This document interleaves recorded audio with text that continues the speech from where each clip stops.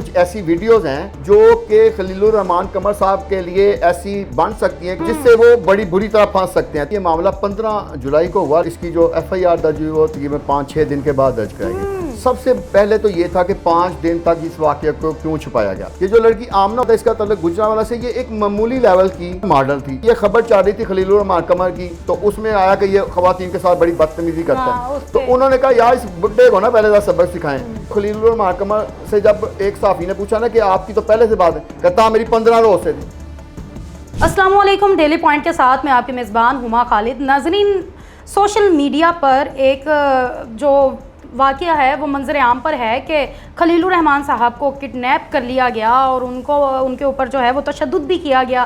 फिर उनसे उनकी चीज़ें भी छीन ली गई, उनसे पैसे भी ले लिए गए। उसके बाद एक प्रेस कॉन्फ्रेंस होती है और उस प्रेस कॉन्फ्रेंस में चंद ही लोगों को छुपकर बुलाया जाता है, मतलब बताया ही नहीं जाता प्रेस कॉन्फ्रेंस के बारे में। लेकिन कुछ ऐसे रिपोर्टर्स भी थे, क्राइम के कुछ ऐसे सहाफ़ी थे जिन्होंने उस प्रेस कॉन्फ्रेंस में पहुँच खलीलुर रहमान साहब का भी इंटरव्यू किया और सारी की सारी चीज़ों को निचोड़ा।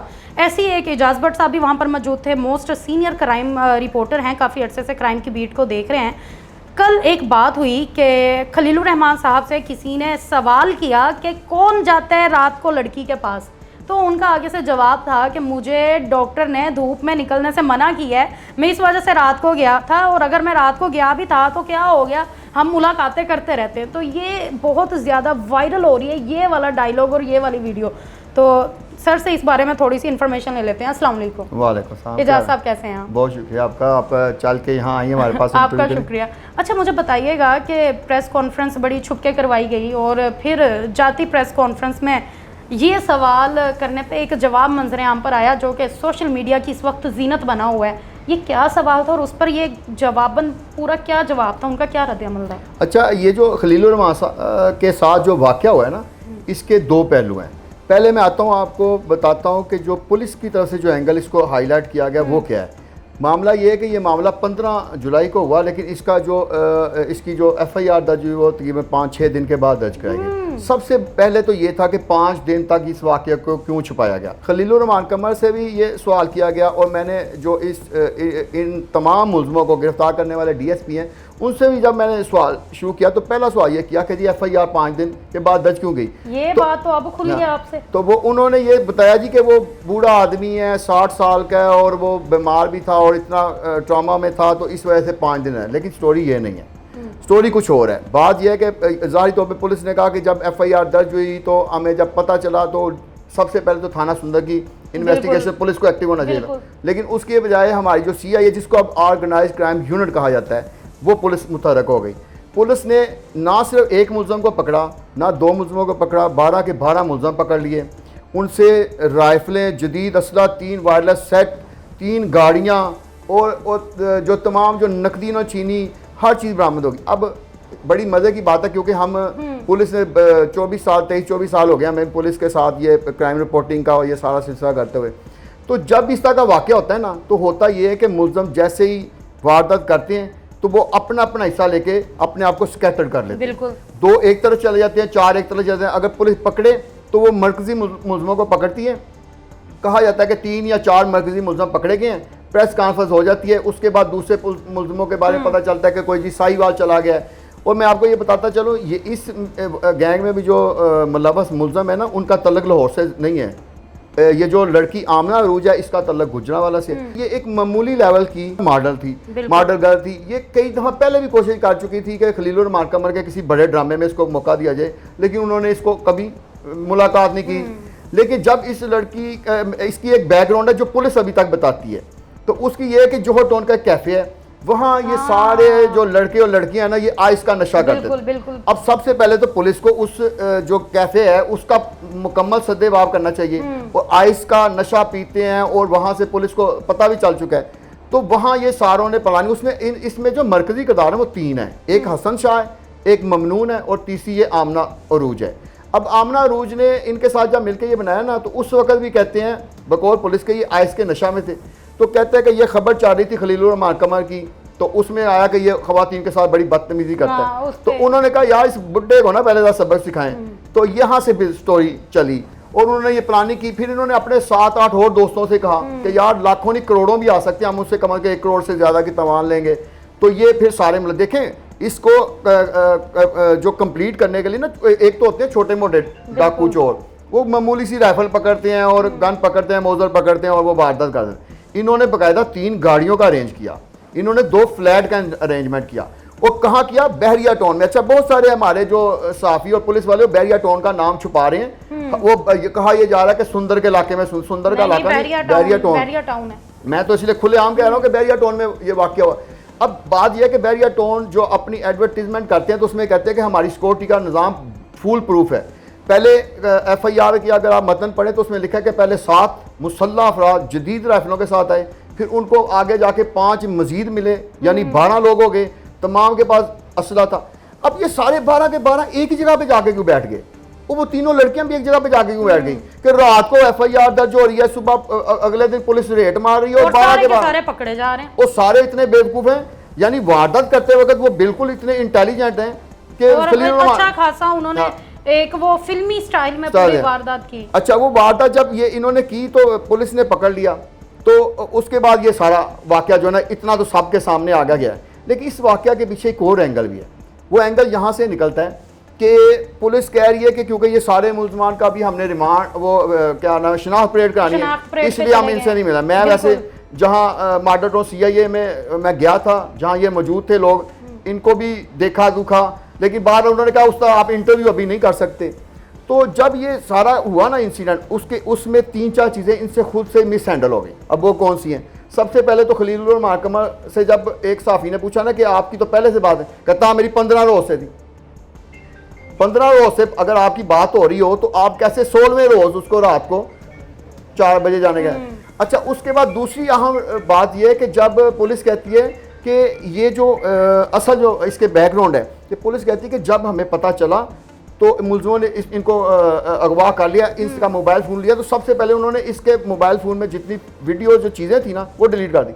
अब कभी भी हमने बड़े से बड़ा मुलजम पकड़ा है, कभी ऐसा वाकया नहीं हुआ कि उन्होंने जाते ही मुद्दई की या जिसको अगवा किया उसकी साइट डिलीट कर दें, बल्कि वो तो सबूत के तौर पे रखते हैं, ब्लैकमेल करते हैं। अच्छा, इसकी एक और मजे की बात, ये सारी रिवायत भी हो गई है।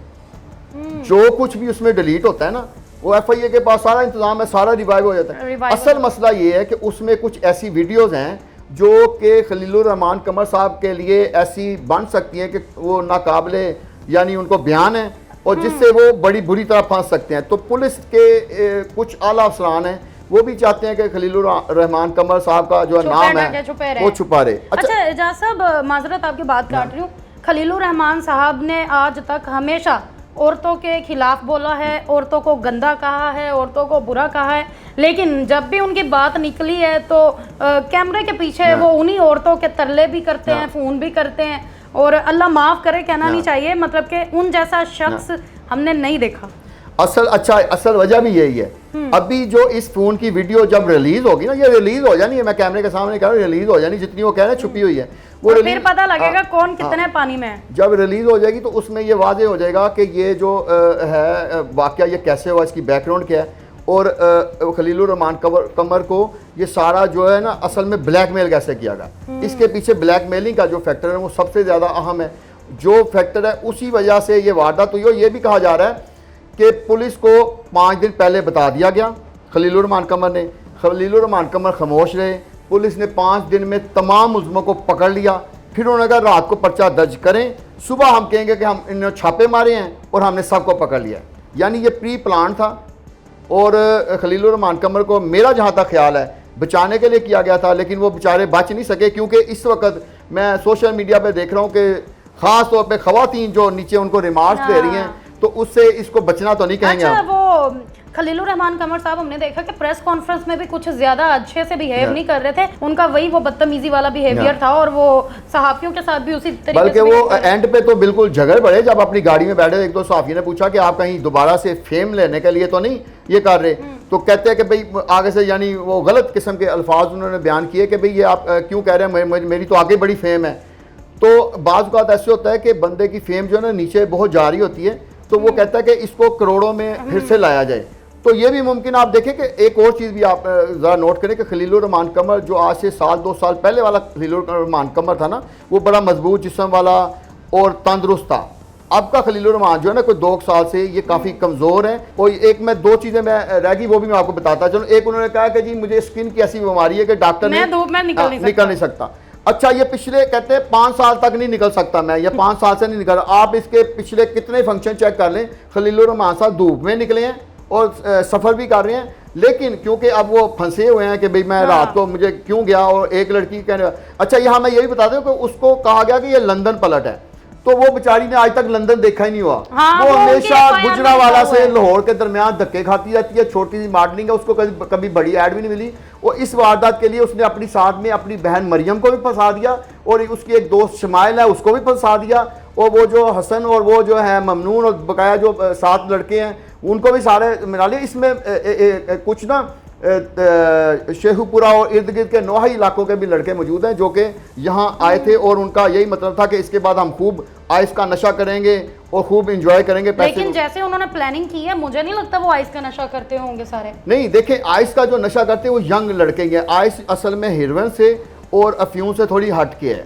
वो कहते हैं कि दिमाग भी सुना तेज करती है। मैं अभी पिछले दिनों जो ऑर्गेनाइज क्राइम के एसपी हैं आफ्ताब फुलरवान, उनसे मैंने पूछा था कि ये आइस किस तरह से। कहते हैं बाट साहब मैंने बहुत सारे सामने बिठा कर उनको पूछा, कहते हैं जैसे हम आइस का नशा लेते हैं तो हमें ऐसे लगता है हम हवाओं में उड़ रहे हैं, और हमारे सामने आप किसी जिन को भी खड़ा कर देना तो हम उसके साथ भी लड़ने के लिए तैयार हो जाएंगे। तो इसलिए उन्होंने कहा कि ये भी एक जिन है जो मीडिया का जिन है, तो इसको काबू करना है तो पहले हमें आइस का नशा हो। तो कहते हैं कि पुलिस जो मेरी फैसल शरीफ से डीएसपी से बात हुई है तो उन्होंने कहा है, वाज़ेह तौर पे कहा कि ये उस वक्त भी वो मानने हैं लड़के अपने बयान में कि हम उस वक्त भी आइस का नशा किया हुआ था, और जब हम इसके पाँव में गोलियां मारे तो हमें खतरा था कि किसी लड़के से सीधी फायर ना हो जाए, क्योंकि वो उस वक्त डर भी नहीं थे, और वो खलीलुर रहमान कमर को उसके ही डायलॉग बोल के छेड़ भी रहे थे। और उन्होंने 3 जगह पे इसको रोका है, 3 जगह पे रोक के उन्होंने कहा पढ़ लो कलमा, ताड़ा आखिरी टाइम आ गया। तो खलीलुर रहमान ने कहा कि आप अगर मेरा आखिरी टाइम आ गया। अब देखें, अगर इस स्टोरी को हम मानते हैं ना तो वो स्टोरी फेल हो जाती है। स्टोरियां 2 हैं, 2 स्टोरीज जो इसमें लिखे ना।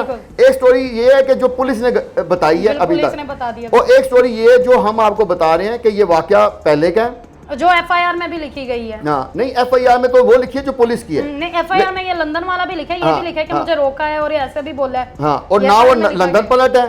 और दूसरी बात ये है कि ये वाकया 5 दिन पहले जब हुआ, ये वाकया जब हो गया उसको यानी सारा कुछ मैनेज कर लिया गया, तमाम मुलज़म पकड़ लिए गए, फिर एफआईआर दर्ज की गई है। ये हमारे ज़ाय कह रहे हैं। बिल्कुल। आगे अगर डीआईजी या इन्वेस्टिगेशन अफसरान इसको जुटराते हैं तो वो हम उनके भी इंटरव्यू करने के लिए तैयार है। हमारा कैमरा तैयार है, आपका कैमरा भी तैयार है। वो टाइम दे सामने। ये हमने जो पहले दिन की स्टोरी है वो निकाली है अब तक की, जो हमें हक़ाइक़ मिले हैं। आगे हमने अभी ये, क्योंकि जब इनकी शनाख्त परेड हो जानी है तो हमने फर्दन आमना रूज का और सबके इंटरव्यू करने हैं। तो मजीद हम आपको सच को सामने लाएंगे।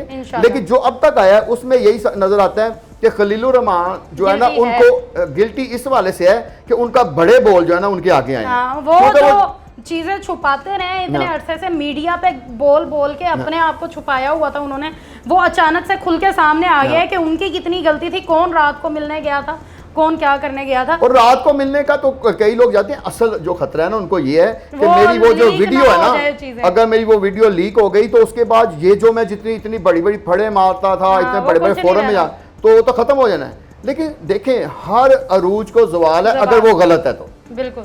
तो अगर ये गलत है ना तो ये जवाल होके ही रहना है। अगर गलत नहीं है, अगर वो अपने मौके में ठीक है और उन्होंने कुछ गलत नहीं किया तो वो फिर उनके सामने आना चाहिए। हाँ। अभी मैंने अच्छा कुछ अर्सा पहले भी मेरी उनसे बात हुई तो मैंने कहा आपका वो वाकया हुआ है आपके साथ शो में बदतमीजी वाला, उस पर कोई बातचीत कर लेते हैं। कहते हैं मैं बीमार हूँ तो ना हम कुछ दिन के बाद प्रोग्राम रख लेते हैं। मैंने कहा चलो ठीक है। अच्छा, जब यही देखे ना कि जब कोई वाकया इनके ऊपर आता है तो ये बीमार हो जाते हैं। लेकिन जब किसी खातून को बात करनी होती तो उस वक्त ये ना मौला जाट देने को तैयार है, मौला जाट बन जाते हैं, फिर इंटरव्यू में भी आते हैं। खैर इजाज़ साहब आपका बहुत शुक्रिया, आपने इतना वक्त दिया। और इजाज़त लूँगी इस बात के साथ कि कुछ अर्सा पहले अपनी एक ब्रॉडकास्ट में खलीलुर रहमान कमर साहब ने कहा था कि मुकाबला करें, औरतें सामने आएँ। क्या कभी ऐसा सुना है कि किसी ये तो सुना है कि 5 मर्दों ने मिलकर एक औरत को अगवा कर लिया, कभी ये सुना है किसी औरत ने किसी मर्द को अगवा कर लिया। मुझे अगवा करें, साबित करें, बराबरी करें, तो मेरे ख्याल से 3 औरतें तो बन गई इसमें। 3 औरतें तो बन गई, शमाइल और मरियम और आमना रूज 3 औरतों ने अगवा कर लिया। ये ख्वाहिश भी पूरी हो गई। तो आप देख लें, औरतें आपके साथ बराबरी में होते रहेंगे। खैर हमें इजाजत दें और इसी तरीके से इस केस को आगे लेके चलेंगे और सच्चाई सामने लाते रहेंगे। वस्सलाम।